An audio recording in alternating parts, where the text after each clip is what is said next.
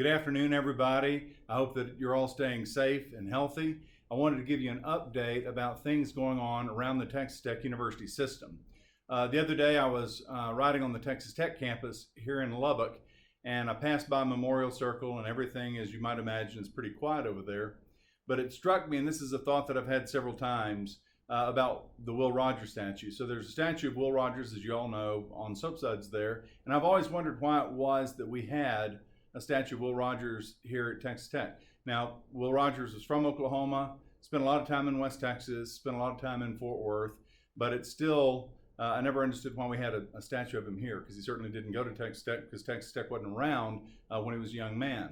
But as it turns out, one of Will Rogers' very best friends in the world was Amon Carter, who was the first chair of the Board of Regents of Texas Tech. And in fact, when Will Rogers died in a plane crash in Alaska back in 1935, Amon Carter is actually who went up to Alaska to retrieve his body and bring him back. So in 1937, Amon Carter commissioned Electra Wagner Biggs to make 3 bronze sculptures of Will Rogers sitting on soapsuds, and the title of the sculpture is Riding into the Sunset. Now, there are only 3 of those that were made. One is at the Will Rogers Memorial in Oklahoma, another is at the Will Rogers Museum in Fort Worth, and the third is here at Texas Tech. So it's only fitting that in a time like this, we quote Will Rogers, who is one of America's greatest humorists and one of probably the most profound observers of American life that we've ever had in our country.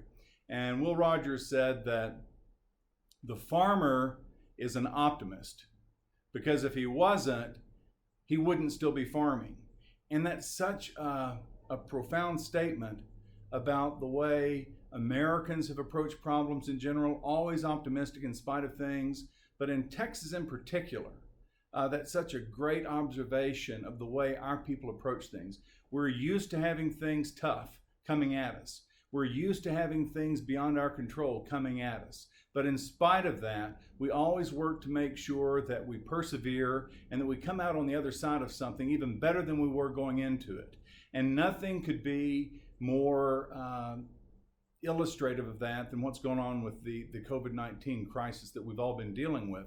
So I want to let you know that right now we're in the process of finalizing plans for getting people to come back to the campus.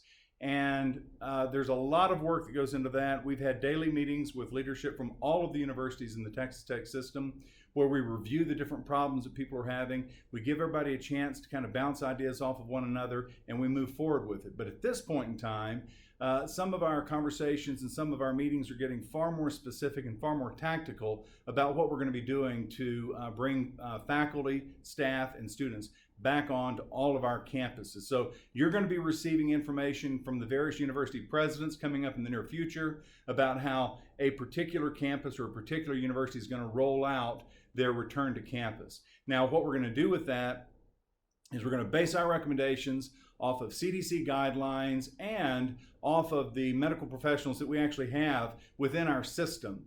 We're fortunate that we have 2 of our universities that are health-related institutions, so we have an abundance of knowledge and experience in the medical fields to help us make these decisions about how we're going to return to campus. In the meantime, I want to make sure that all of you are aware of how extraordinarily proud I am of the work that people have done. Our people have stepped up left and right to make sure that we're helping not only one another, but that we're helping the communities as well. At Angelo State University, they're using dormitory space for what they call relief housing for frontline workers so that they don't have to go back to their homes and potentially expose people to the COVID-19 virus.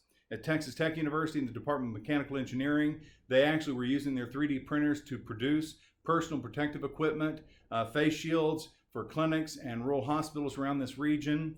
At the Health Sciences Center, we had one of our very industrious School of Pharmacy faculty members that when he saw that there was a shortage of viral transport media, something vital for doing the testing for viruses for COVID-19, he actually called and said, hey, we can make that stuff.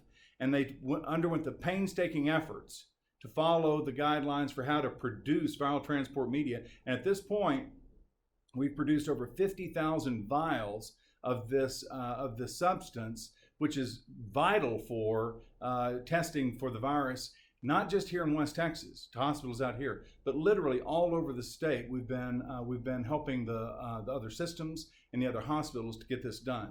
If you look at what Texas Tech University has done in conjunction with the Health Sciences Center, we've taken a biosafety level lab 3 and we have converted it into a clinical lab. So we are now we're now conducting viral testing 7 days a week for 67 counties out here, with a 24-hour turnaround period for local hospitals and for local clinics in this region.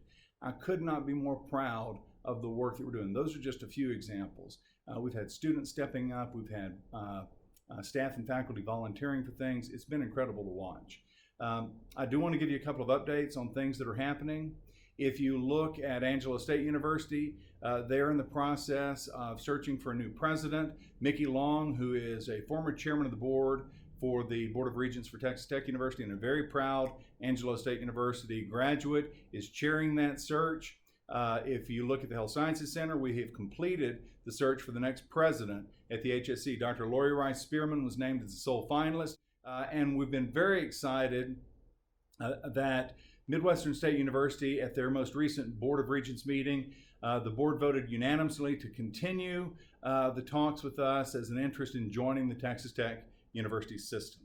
We've had tremendous things going on around our system in spite of everything happening with the COVID-19 virus, in spite of the great challenges that our communities have faced.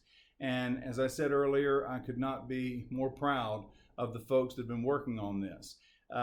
We're having to make decisions based on limited data, and we go with those decisions. And what we'll do is, as we get more information coming in, if we need to change something, we'll do that.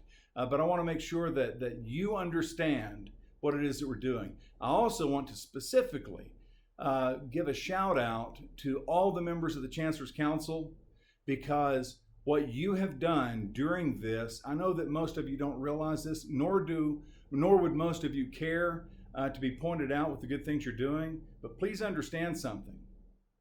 The funding that we got through members of the Chancellor's Council, as well as other donors to Texas Tech, we raised several $100,000 to get our students back from overseas at the very beginning of this crisis. And we got them back here just in the nick of time before the dominoes started falling quite literally worldwide with this virus. And that was all through funding that we got through the Red Raider response. And members of the Chancellor's Council were integral to make that happen. I couldn't be more thankful. I couldn't be more proud to be a part of a system right now like Texas Tech. And I want to make sure that you know that we're going to be doing everything possible to make sure that for our faculty, our staff, and our students, as they return to the campus, we want to make sure that they're doing so in a safe manner. So be watching. The university presidents will have more messages coming out to you. And if you ever have questions about things, you can always contact us. So stay healthy and take care.